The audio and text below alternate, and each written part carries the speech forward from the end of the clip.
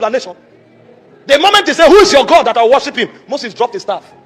I know you have gone to a lot of training. What you are looking for is power. You don't have fire, you'll be powerless, and your manifestation will become an embarrassment. Ask those who travel here, they will tell you. They invite you to many meetings. When you enter, you know that if your God doesn't show up, you can't live here. When you are done preaching, then they start bringing the sick. In case you say you don't see them, look at them, they came here. If you live there, you will know that you can't come back the next day. You have no message to preach. And unfortunately, we are not pursuing after reality. This is why this generation, if God doesn't help, we are defeated before we start. Sweet talkers. Bring demons for people to cast out. You start hearing stories. Bring the sick, you hear stories.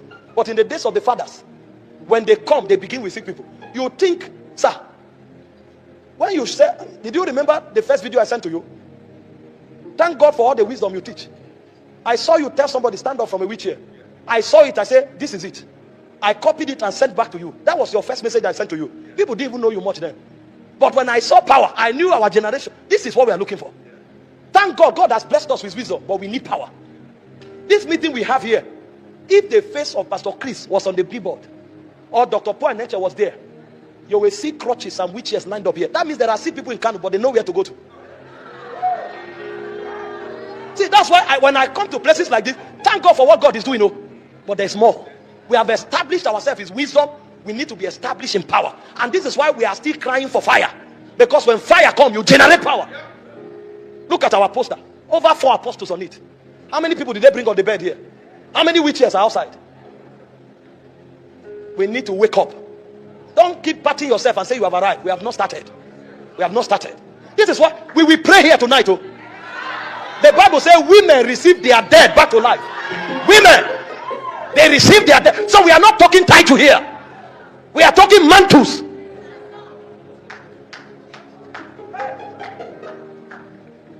A point came in my life. I said, Lord, thank you for people falling down.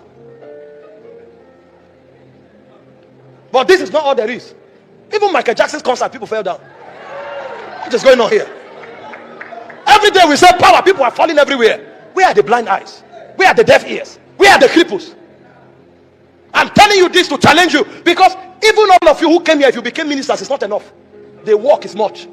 So I'm not seeing you as people coming to receive. I'm seeing you as ministers coming to be empowered to take a witness to a generation. These are the things we discuss when we sit down, but the time has come to take it to the public. These are the things our heart cry for. I tell people we are not lecturers. We are witnesses. We are witnesses. And this thing is not impossible. It's there. We have seen a measure of it, but there's yet more. There's yet more. I've seen Apostle Femi Lazarus call somebody out of wheelchair. But there is more. I was with Smith. I think that was in Bauchi. Jigawa. A girl of 7 years, deaf ear, pop open, completely deaf. I'm not saying God is not doing anything, but there's more. I've seen Apostle Lawa collect crutches, but there's more. If we tap ourselves now, we have not started. It means we don't even know where we are going. This is why you need sufficient fire so that you can keep generating power. He said they touched him, virtue left him. So these people, when you touch them, it's not sweat you encounter. You think Paul carried handkerchief, it was sweat that was on it? How many demons care what sweat is on your handkerchief? Something of God was deposited there. I came to trouble you. I came to provoke you. Satan is having a field day. In our family, they are doing experiments. Nobody can stand up and say enough is enough. How come death is rampaging, ravaging everywhere? I came to tell you, if we don't rise, Satan will celebrate even when we are present. But if it didn't happen with our fathers, it will not happen with us. Men that can stop Satan will emerge from this meeting. Please sit down. Benefits of fire. Why you need fire. Number 7, fire confers on you the capacity for impact. If you don't have fire, you will create impressions, not impact. And impressions are deceptive. They will bring you to a point in your life, then you will crash. You make people feel you can cast out demons until they bring demons. You make people feel you can heal the sick until they bring the sick. You make people feel you can change circumstances until they bring circumstances. We must move from making impression to making impact. But the key to making impact is fire. I'm telling you, you must crave for these things. In Matthew 5:13-16, it says, you are the light of the world. A city set upon a hill that cannot be hid. It says, you are the salt of the earth. So we are supposed to make tangible, verifiable impact. And we are not supposed to make impact in our family. The least capacity, it says, is a city. You are a city set upon a hill. That means if you are doing impact in your family, that is rehearsals. If you are doing impact among your friends, that is rehearsals. You are supposed to make impact at the scale of a city. This is why I tell people, it's an error to come to church and say there are 200 people. We don't count members in church. We count systems, constituencies, and cities. Because when you come, every one of us is supposed to represent something. In the Apostolic church, when you enter, individuals were cities. It said Philip went to Samaria. He preached Christ there and took the city. So if a Philip is sitting in your congregation, is that a man? That's a city. That's why when they scattered, they took the world. And so God has put in us the capacity to impact the minimum a city. But if you are not on fire, trust me, even in your family, Satan will match you there. And that's why the Bible calls it an abomination. It said those who should ride on horses are trekking. Why those who should trek are riding on horses? So you come around, you enter a family, 5 people who should be 5 cities are struggling in one room trying to survive. And then the angels can't comprehend it. These men are supposed to be nations. These men are supposed to be cities. What is going on? The problem is that nobody is on fire. When fire comes, the capacity is enlarged. Immediately Peter stood up, spoke. 3,000. The next time, 5,000. The next time, they say a great company of the priests. That's what we are talking about. That's why when you are on fire, you need to know the parameters to look at. Don't pat yourself, congratulate yourself that you are on fire because you are praying in a certain way. Your posture is not an indication of fire. Go and read the Bible. I will show you what the Bible calls fire. There is an intensity you enter that will affect your posture. There are times when I pray, I stand like a machine gun. I'm telling you, if you enter my room, you will see funny things. I'm praying, I take a posture like a warrior. I'm telling, and I can stand there for an hour.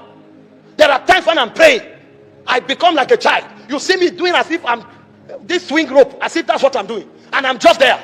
There are times when I'm praying, I wake up, I see myself under the stool like this. I don't know what took me there, but I've entered the realm that I need to squeeze to enter. There's no accommodation for 2. So the realm reshapes me. For me to enter, I squeeze in until I'm there, and I can be there for 1 hour. But I don't start praying every day and do like that, because it's not drama. It's a journey. So I know the posture is a transit posture, a transit channel, a transit protocol. But what I'm looking for is different from that. I'm looking for fire. And that fire manifests as power. It manifests as impact. See, there are times when you finish praying, suddenly as you come out, people are calling you from everywhere. God told me to give you this. The flame begin to encounter people. I'm telling you, most of my blessings came to me when I came out of my prayer room. Somebody calls you and gives you a gift that you wouldn't have gotten in a month. You don't know what spoke to him. Sometimes it's even after praying at midnight, 3 a.m. Your phone beeps, you see an alert, and you are wondering, who is this that is not sleeping? I'm telling you, I'm talking impact here. Sometimes as you come out of there, a door opens. When you enter there, you will be shocked. How did my name come here? Who brought me here? Who knew me here? The thing causes the wave of the spirit to spread. And you can go for one meeting, you win 4,000 souls. And then you are wondering, how many crusades would I have organized to win this? So fire, that's impact. That's why the Bible said in John 5:35, it was a burning and a shining light. And it said all of you, the whole city came under that light. When fire hit Jesus, he said his fame went abroad. There are many people, instead of building fire, they are building human connection. They are calling everybody every day, so that when they have a meeting, they will remember them. Nobody will remember you. Joseph did it, he learned it the hard way. If you go to the king, tell him about me, the guy forgot. Until the man faced his God back. And when there was no hope, that was when fire troubled the man. I'm telling you how this realm works. You want to make impact, you must keep the fire burning. No fire, no impact. Number 8, divine guidance. Those who are on fire, they are connected to God 24/7.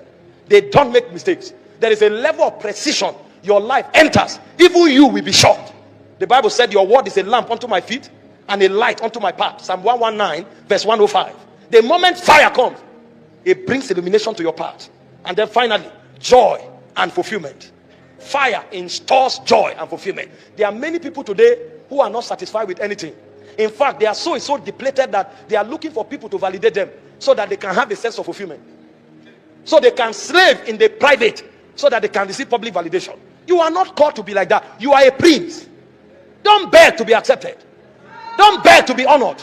Don't beg to be validated. There's something that comes upon your life. Your generation will recognize it. Some buy gifts to give to people before their conference or before their birthday, so that when they come, they'll speak about them in the public. You are not a rag. God values you much more. Jesus died for you. Don't beg for public validation. And until men speak well of them, they are not fulfilled. Some of us have learned that so long as God speaks well of me, everybody can say what they want. There are seasons of my life where everywhere you turn, there's attack from everywhere. And those who think they love me will come and say, they are saying this, they are saying that. And I look at them and laugh.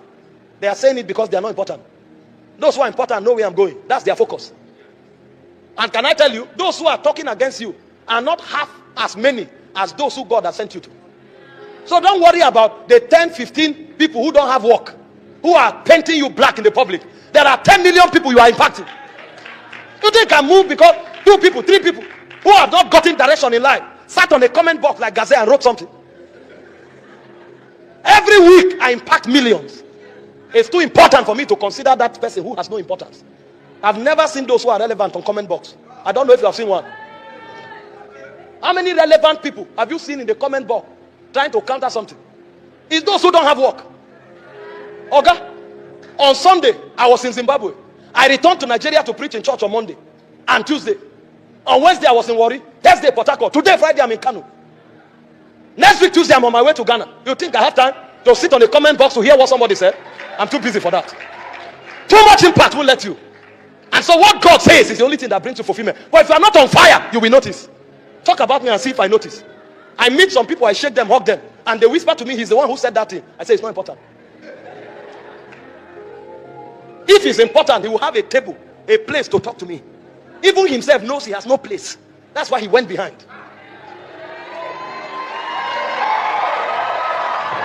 I'm telling you, sir, those who are relevant will call you. Let's see. And when you sit down, they will raise the matters. You will iron it out. Some even need you to eat. So they open a blog on your head. You are feeding them. Leave them. If they think they are important, they should say something and put their picture. Let's see how many people will hear. They know they are not important. That's why they need to put my picture and what I said for people to hear them. So I'm feeding them indirectly.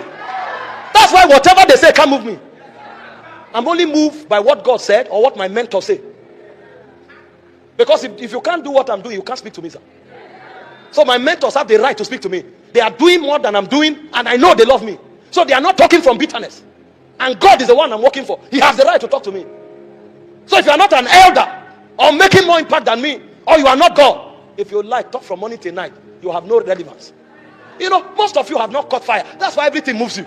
This one talks, this one talks. You go and lie down in your room. Lord, hear what they are saying. And God is saying, who is talking? How did you hear? How did you hear? You have not heard what God is saying. It's what somebody else is saying you heard. You are not on fire. The psalmist was so much on fire. He said, once has the Lord spoken, twice I heard that power belongs to God. Do you think that kind of person can hear a gossiper? You heard them because you stopped hearing God.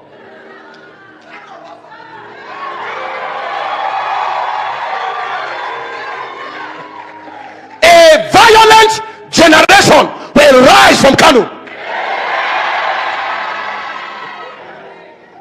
And then sometimes those who are even making those comments are secondary school students who don't even know what is happening. They are still because they have data. And then you are crying. That one said I'm wicked. That one said I'm proud. That one said, are you okay? You don't even know who is talking. Who is he? He doesn't have a name. If I ask you what's his name, you can't remember. But you are crying over him. Come on, brother. Elohim Adonai. Elohim Adonai. Elohim Adonai. Elohim Adonai. Elohim Adonai. Elohim Adonai. Elohim Adonai.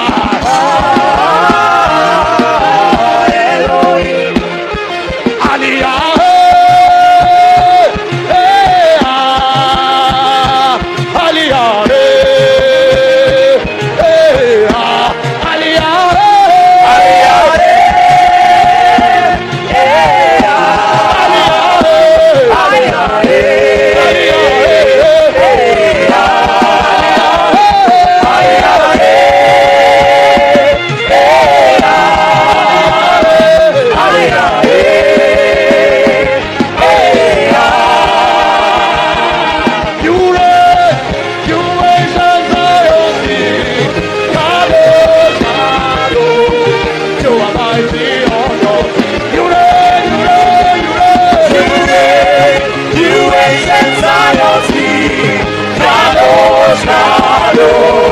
You are mighty on your throne. You reign, you ancient Zion's King. Kadosh, Kadosh, you are mighty on your throne. Hey ya, hey ya, hey ya, hey ya, hey ya, hey ya, hey ya, hey ya.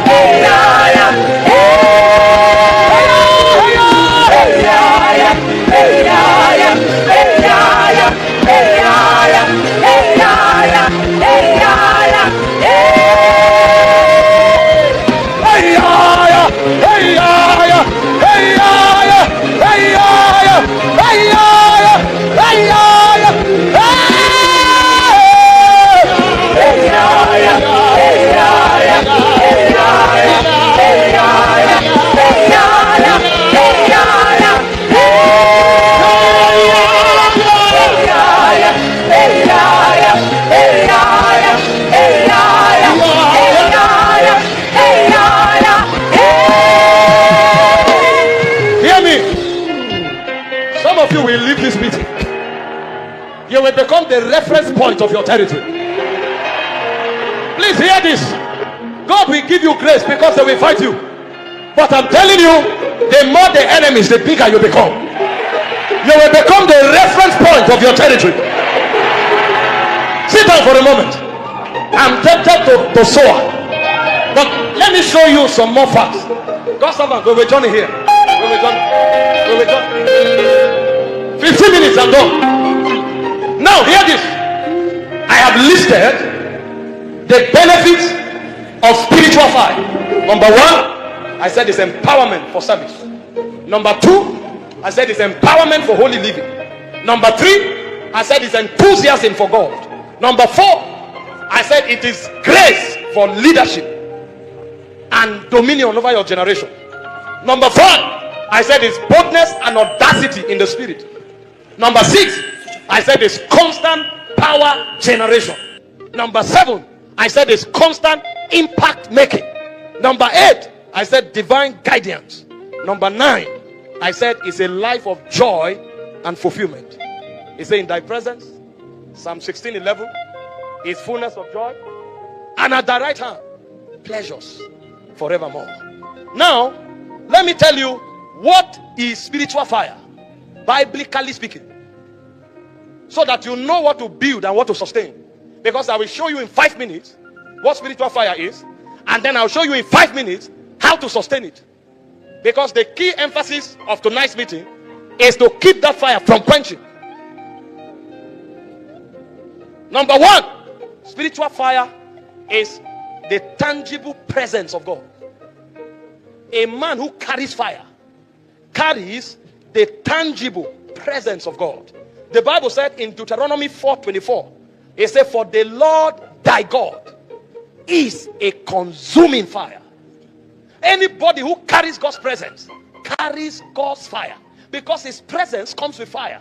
That's why in Exodus 3 from verse 1 to 5, when Moses entered the presence of God, he saw the angel of his presence, and it appeared in the similitude of a bush burning that was not consumed. You have God's fire, you carry God's presence. When the Holy Ghost filled the upper room, Acts 2 verse 4, the Bible said in verse 3 that cloven tongues as of fire appeared on their heads. When the day of Pentecost was fully come, from verse 1, they were together in one accord. Suddenly they heard a sound as of a rushing mighty wind, and there appeared upon their heads cloven tongues as of fire, and the place where they were was filled with the Spirit. So if you find somebody who carries God's fire, when he shows up, you will interact with God's presence. And God's presence is not a feeling. God's presence is a government. It's a power that causes everything to align to God. That's why in his presence transformation takes place. So when you meet a man who carries fire, there is an activation of the protocol of transformation. You can come to a place and dance, God's presence may not be there. If it is God's presence, it will judge everything that is not of God, and it will cause everything to align to God. So those who carry fire, that's why they are called revivalists, because everywhere they come, they activate God's government. You'll find people repenting, people turning to the Lord. That's the fire of God. And that's why you yourself can carry fire and not be aligned to God. So the first thing about spiritual fire is the carriage of the presence of God. Number two, spiritual fire is the empowerment of the Holy Ghost. When you find a man who is on fire, you can see the articles of divine empowerment. Acts 1 verse 8, tarry until you are endued with power from on high. Acts 2 verse 1 to 4, the power came in the likeness of fire. Acts 2 16 17, Peter preached. Acts 2 37, their hearts were pricked. Acts 2 41, 3,000 was won. Acts 4 verse 4, 5,000 was won. Acts 6 verse 7, a great company of the priests became obedient to the faith. That is fire. In Acts 6 verse 1 to 3, they became a multitude that cannot be numbered. So when you find people who present and produce the supernatural with ease, they're on fire. It takes fire for the supernatural to manifest. Anywhere people struggle with the supernatural, fire is not there. When fire comes, the supernatural will manifest. That's why we call it the empowerment of the Spirit. They say you will receive power, but the power came in form of fire. What did Paul tell Timothy? 2 Timothy 1 verse 6, this charge give I thee, son Timothy, that you fan to flame what? The gift of God that is in you. So the article of fire is the empowerment of the Spirit. When a man walks in the supernatural with ease, he carries the fire of God. Number three, what is spiritual fire? Is zeal, passion, and intensity for God. Romans 12:11, not slothful in business, fervent in spirit, serving the Lord. John 2:17, Jesus said, the zeal of my Father's house have consumed me. When you find people doing spiritual things sluggishly, there's no fire. When you're on fire, it shows. Your prayer is not only effectual, it's fervent. Your soul winning is aggressive. Your giving is with passion. If you have to be motivated to do spiritual things, fire has gone. Don't act drama. Go and find out how to rekindle it. Because your score sheet is not with men, it's with God. That's why you must be careful that what you are doing is genuine.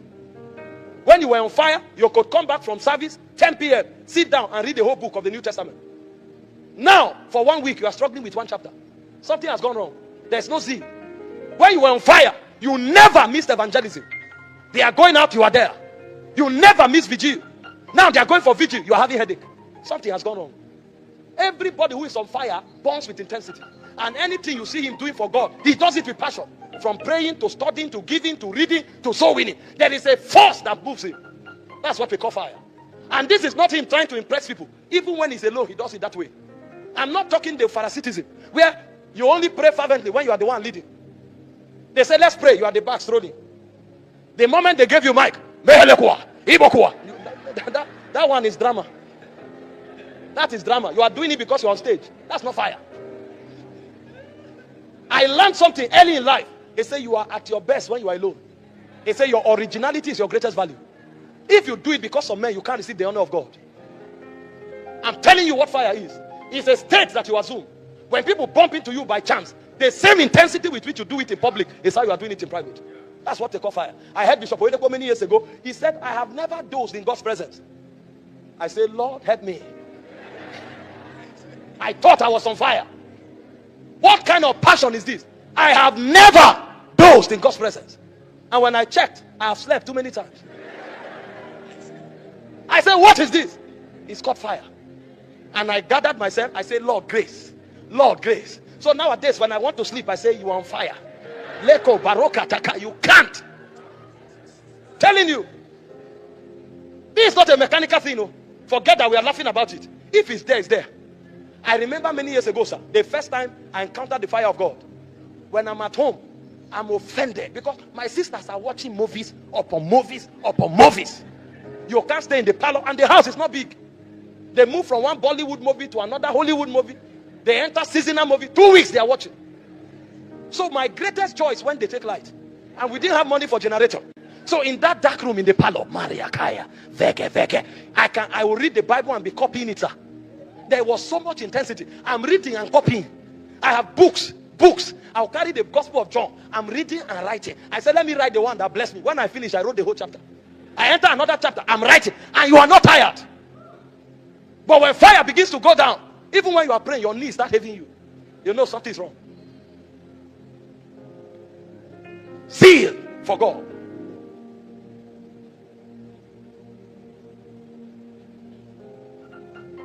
Number 4, what is spiritual power? Fire is purity. Don't tell me you're on fire because you pray loud and you live in masturbation. You don't know what fire is. When fire comes, the operation is holistic. It will not only empower you to manifest. Don't tell me you can open deaf ears when you are living in fornication. That's not fire. That's ability to master a gift. You can master how a gift works. It doesn't mean you're on fire. There are those who prophesy today. They know if they go and pray for 3 hours, their eyes will open. So they pray every time they preach. They don't pray for living. They are not on fire. So that they prophesy doesn't mean they're on fire. That they raise the dead, heal the sick, does not mean they're on fire. For you to say you're on fire, yes, there must be empowerment to both prophesy and heal the sick. There must be zeal for God, and there must be purity. When a man is on fire, he hates iniquity. He said, because thou lovest righteousness and hated iniquity. He said, thy God has anointed you with a fresh oil above thy fellows. That's why Malachi 3 verse 3 said, he will purify them as gold and silver is purified. Nobody is on fire and cohabits with iniquity. Fire is intolerant towards sin. This is not you trying to exercise discipline. This is something raging in you that hates sin. When it becomes discipline, know that your threshold has gone down. Don't live at the level of discipline for long. You will fall. Satan is a skillful fighter. He knows what to do to kill your discipline. When you come to discipline, that's the lowest threshold. Quickly bounce back.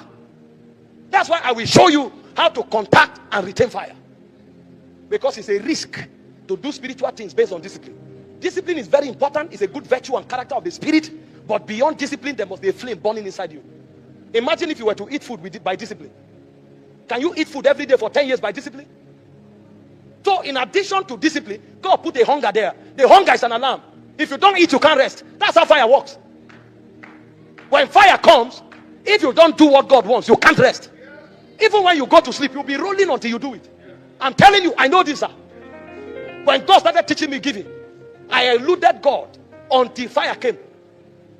Give 10 naira. I said, 10 naira? How? How much do I have for a week?